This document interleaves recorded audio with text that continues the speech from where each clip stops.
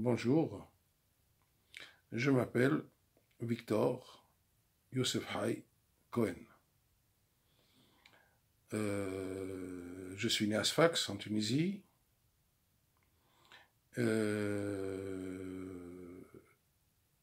En 1949. Je suis le fils Albert Abraham Cohen de Sfax et de ma mère Henriette Rika Zitoun, la fille d'Urbi Hay Zitoun. Mon grand-père était rabbin. Sans oublier que mon grand-père était lui-même le petit-fils du rabbin Israël Cohen de Tunis, qui était le grand Dayan et le président du tribunal rabbinique de Tunis à l'époque des Beys. Le tribunal rabbinique en Tunisie n'existe plus, bien entendu.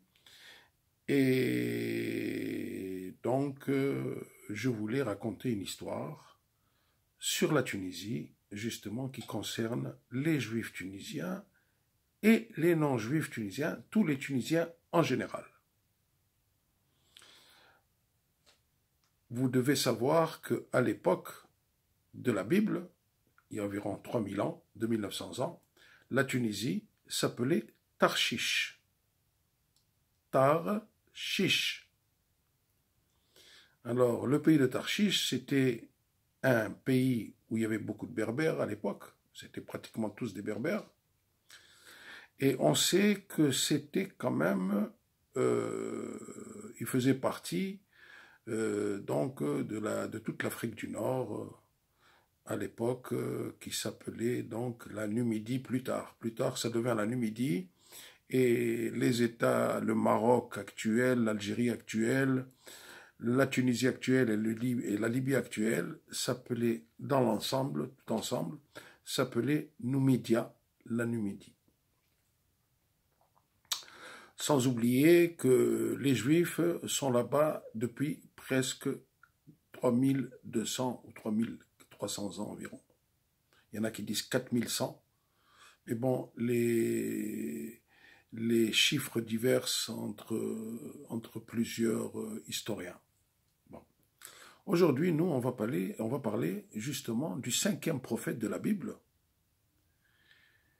qui est le 5e prophète de la Bible des Juifs, donc la Torah, et qui est aussi le Nabi qui est marqué dans la 10e sourate du Coran, qui elle porte le nom de Sayyidina Younes. C'est-à-dire, Sayyidina, on dit ça nos ancêtres. Voilà, nos ancêtres. Et donc, l'histoire de Sayyidina Younes, elle se passe environ 2900 ans en arrière.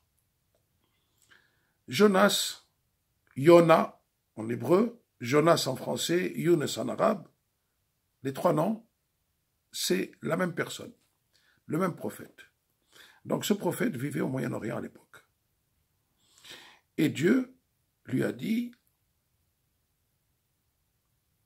l'a interpellé pour lui dire d'aller à Ninive. À l'époque, c'était donc la Syrie,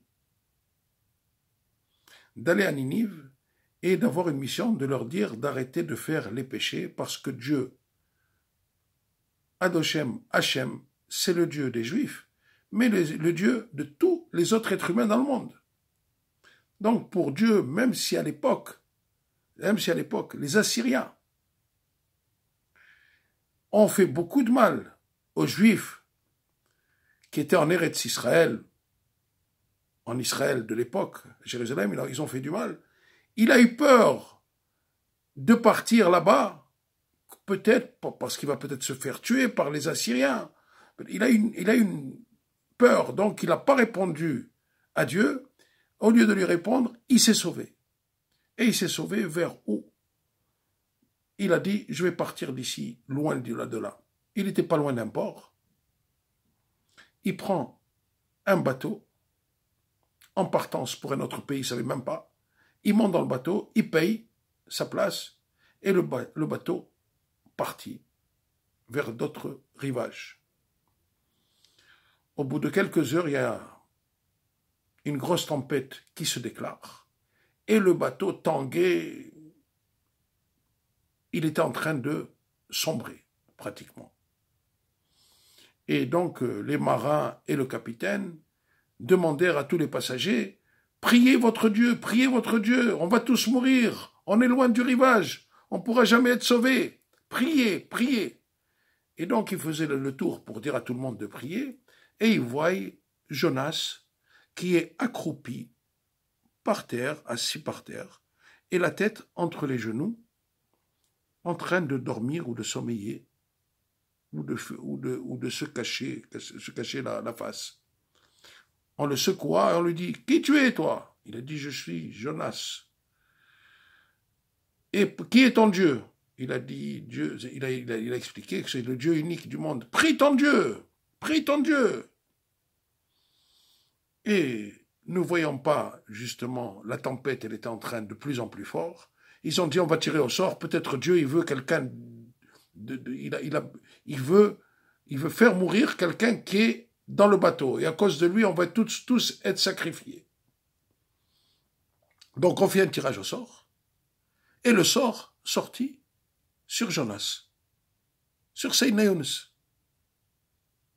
sur Yona. Ni une ni deux, on le prit, on le saisit et on le jeta par-dessus bord.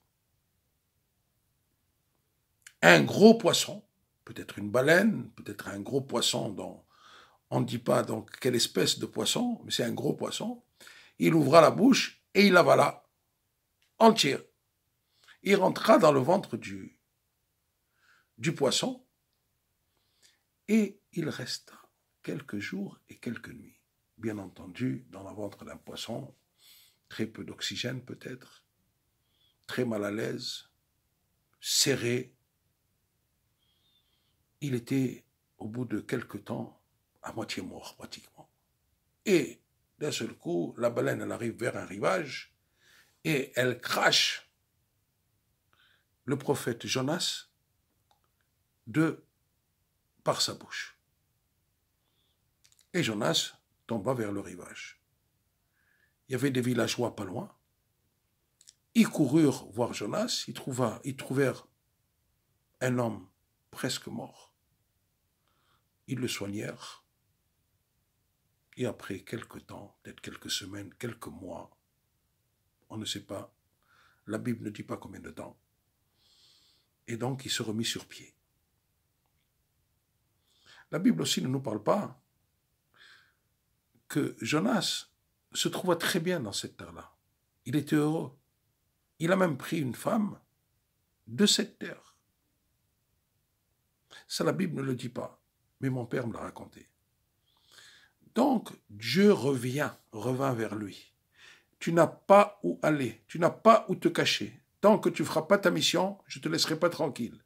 Tu dois aller en Assyrie, tu dois aller donc à la ville, la ville Ninive en hébreu, Ninive.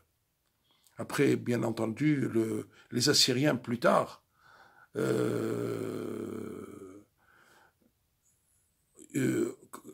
c'est-à-dire devinrent un très grand pays et ils contrôlaient pratiquement l'Irak, la Syrie, le Liban, la Turquie et même l'Iran. C'était devenu une très grande nation.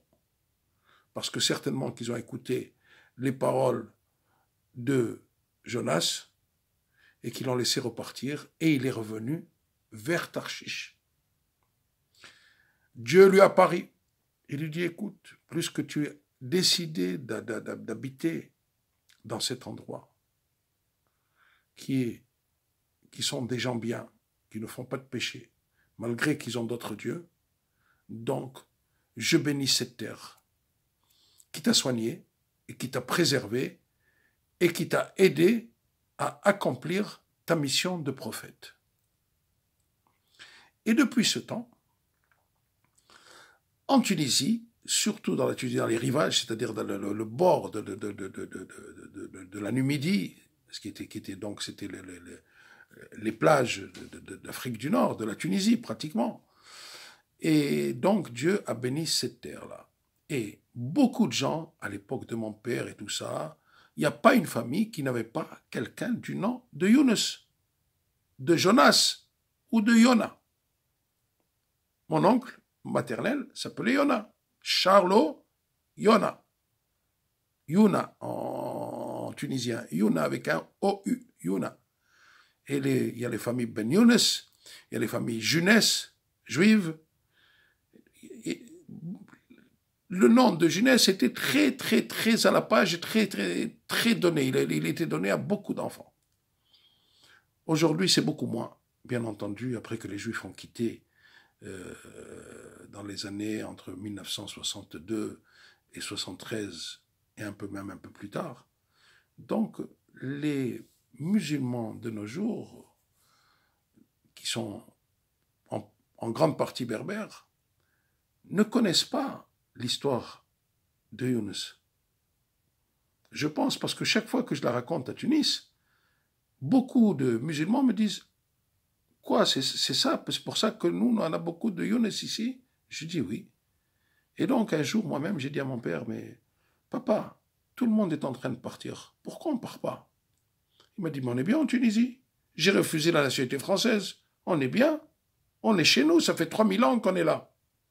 On a autant de droits que tous les autres, que tous les berbères et tous les musulmans. On a une autre, ils respectent notre religion, on respecte la leur. Il n'y a aucune raison de partir. Et ils ne pourront pas nous faire du mal, ils ne pourront pas nous exterminer parce que Dieu a protégé. Nous, on est des habitants de cette terre.